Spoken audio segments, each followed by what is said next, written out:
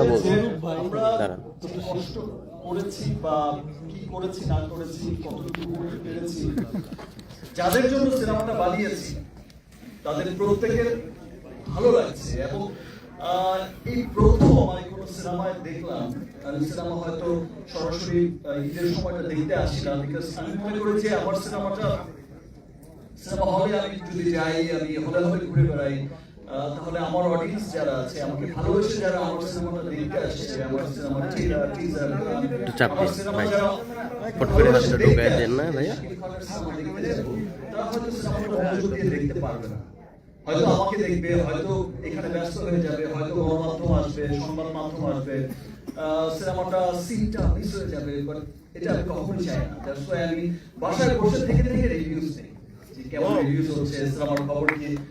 Tension যতটা কাজ করে আমার প্রোডিউসার ডিরেক্টরদের, আমাদের টিমের, আমার প্রত্যেকটা সিনেমার ক্ষেত্রে তার থেকে অনেক বেশি টেনশন কাজ করে আমার বাসায় বলে আমার নিজে, এটা তো ভালো লাগবে, তো কি হবে সিনেমা, আচ্ছা কেমন হবে সিনেমা। বাট আমি খুবই আনন্দিত হয়েছি, আমার এত ভালো লেগেছে যে আমার ক্যারিয়ারে তো এটাই প্রথম সিনেমা যে সিনেমার এক হলে না অনেক হলে মিডনাইট শো চলেছে। আমরা শুধু শুনেছি যে সাউথ সিনেমায়, সাউথ ইন্ডিয়ান সিনেমায় মিডনাইট শো চলে, ভোরবেলা থেকে শো চলে, 24 আওয়ার্স শো চলে। আমরা যখন বিগ সুপারস্টারদের কথা শুনি, রজনীকান্ত বা আরো বড় বড় স্টারদের, তখন তাদের বেলায় শুধু শুনেছি, এই জীবন এই আজ পর্যন্ত শুনে এসেছি যে মিডনাইট শো চলে এসেছে, রাত 12টা থেকে রাত 1টা থেকে শো চলে। বাট আমার ক্যারিয়ারের এই প্রথম সিনেমা, এবং আমি শুনিও নি কখনো যে বাংলাদেশের কোন সিনেমা কখনো মিডনাইট শো চলেছে, মানে রাত 12টা থেকে রাত 3টা পর্যন্ত, এবং একটা সিনেমা হলে না, সেটা মাল্টিপ্লেক্সেও চলেছে। এবং আমি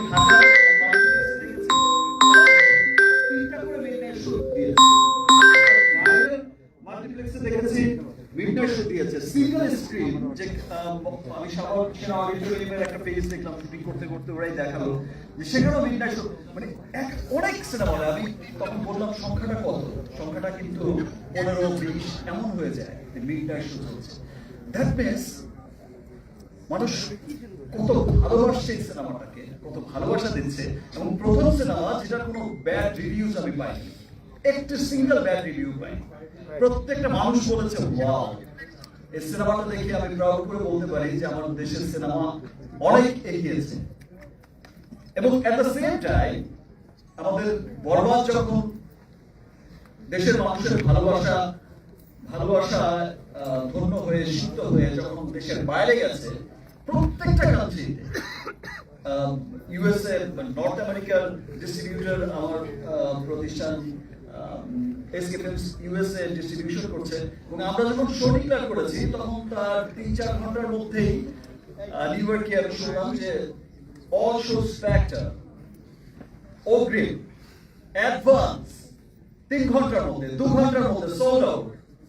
এবং স্টার সানডে চলছে, সেখানে খুব বড় একটা উৎসব চলছে আমেরিকায়, সেখানে বলিউড সিনেমার দাপট থাকে খুব, সেখানে আমাদের সিনেমার এই অবস্থা দেখে আমাদের শো বাড়িয়ে দিচ্ছে, থিয়েটার বাড়াচ্ছে নেক্সট উইকে।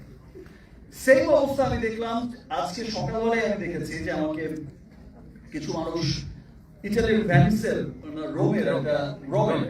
রোমের একটা ছবি পাঠিয়েছে, ভিডিওস পাঠিয়েছে। তো আমি একবার দেখে ভেবেছি যে এটা হবে হয়তো মধুমিতার সিনেমা হল বা okay fine, it's very good. আজকে এতদিন পরেও সিনেমা এত মানুষ দেখছে, ভিড় যাচ্ছে ওয়ার্কিং ডেতে, ভেরি গুড ভেরি গুড। একটু পরে নিচে আমি যে পাঠিয়েছি তিনি বললো, ভাইয়া দেখেছেন? হ্যাঁ আমি দেখেছি। কোন মধুমিতা?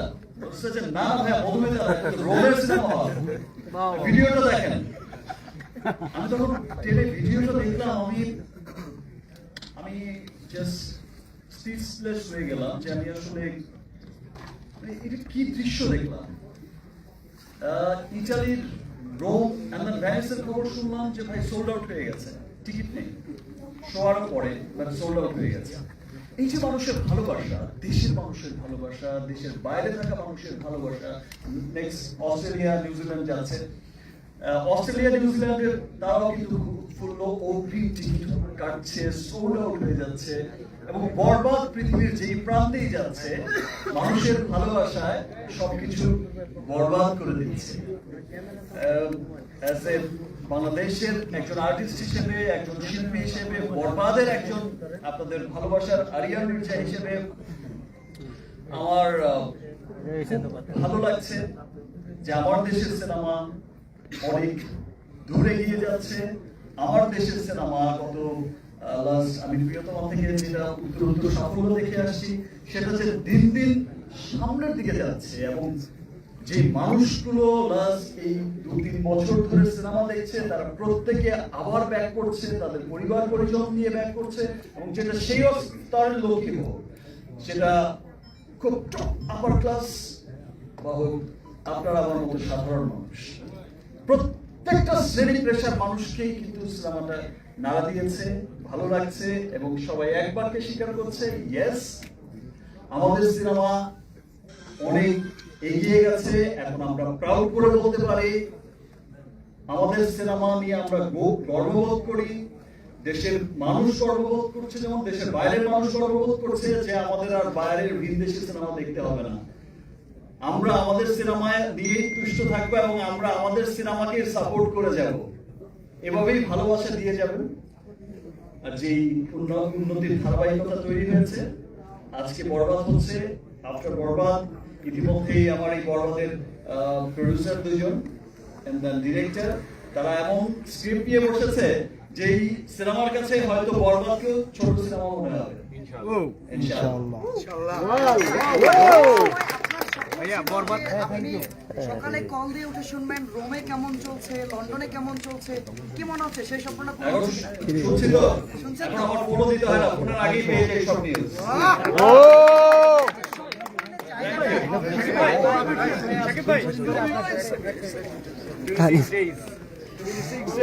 হ্যাঁ 26 দিন ওর ভাইয়া অলরেডি দেখি ভাই ভাই ভাই এই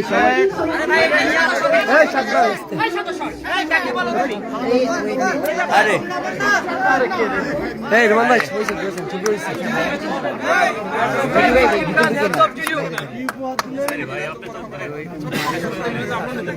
তানিম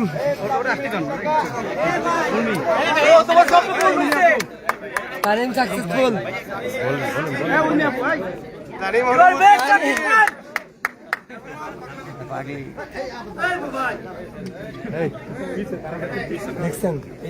আমি একটা কথা বলতে চাই, আজকে 20 বছর ধরে আমি সাকিবকে হিরোকে একটু পায়ে ধরে সালাম করব, আমি সব আসেন আসেন আসেন আসেন আসেন আসেন